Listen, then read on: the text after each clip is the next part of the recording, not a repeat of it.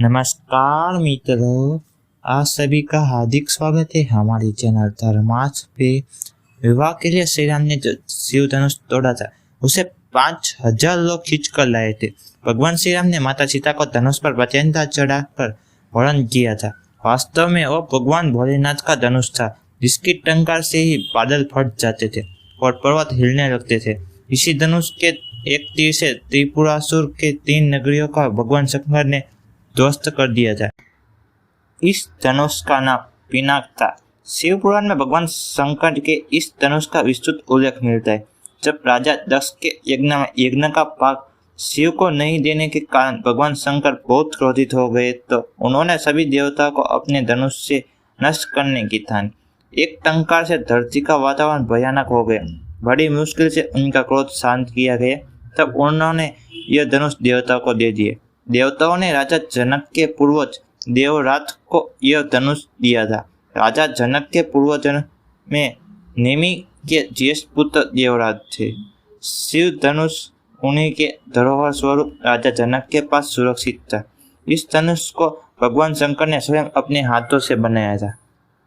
उनके इस विशालकाय धनुष को कोई भी उठाने की क्षमता नहीं रखता था, लेकिन एक दिन उनकी पुत्री सीता ने खेल खेल में वह धनुष उठाकर रख दिया। राजा जनक को पता चला तो वे विस्मित हो गए कि ऐसे कैसे संभव है, जब ही यह धनुष का महान प्रतापी बलवान राजा भी नहीं उठा सकते। तभी उन्होंने सुनिश्चित किया कि जो भी राजा इस धनुष पर प्रत्यंता चढ़ा देगा, वे अपनी पुत्री का हाथ उसी को सौंपेंगे। बड़े दरबार में भगवान राम ने इसे उठाकर इसकी प्रत्यंता पर चढ़ाई और इसे एक झटके में तोड़ दिया और देवी सीता के साथ परिणय किया। विवाह के लिए श्री राम ने जो शिव धनुष तोड़ा था उसे 5000 लोग खींच कर लाए। सीता का विवाह स्वयंवर पद्धति से नहीं हुआ था। महर्षि वाल्मीकि के रामायण में केवल इस बात का उल्लेख है कि सीता के पिता जनक ने यह घोषणा की थी कि जो कोई शिव धनुष पर बाण का संधान कर लेगा उसके साथ सीता का विवाह कर दिया जाएगा। समय समय पर कई राजा आए, किंतु धनुष को कोई हिला भी नहीं सका। रामायण के बालकांड के 70वें सर्ग के अनुसार मुनि विश्वामित्र भी राम लक्ष्मण को लेकर जनकपुर गए और जनक से राम को धनुष दिखाने का कहा। धनुष के आकार को देखकर ही इस बात का अंदाजा लगाया जा सकता है कि कोई भी राजा धनुष को हिला भी क्यों नहीं पाया था। रामायण के अनुसार ये धनुष एक विशालकाय लोहे के संदूक में रखा हुआ था। इस संदूक में 8 बड़े बड़े पहिए लगे।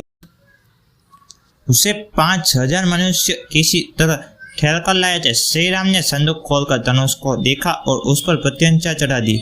प्रत्यंचा चढ़ाकर श्री राम ने जैसे ही धनुष को कान तक खींचा, वैसे ही वह बीच में से टूट गए। इस बारे में रामचरितमानस में लिखा है, लेठ चढ़ावत खेचत गाढ़े, काहू न लखा देख सबु दाढ़े, ते ही क्षण राम मध्य धनु तोरा, भरे पुवन तुनि धोर कठोरा। तुलसीदास जी कहते हैं कि राम ने धनुष कब उठाया, कब चढ़ाया और कब खींचा, तीनों का इतनी फुर्ती से किए कि किसी को पता ही नहीं लगा। सबने राम को धनुष खींचे खड़े देखा। उसी क्षण राम ने धनुष को बीच से तोड़ डाला। भयंकर कठोर ध्वनि सब लोगों में छा गई।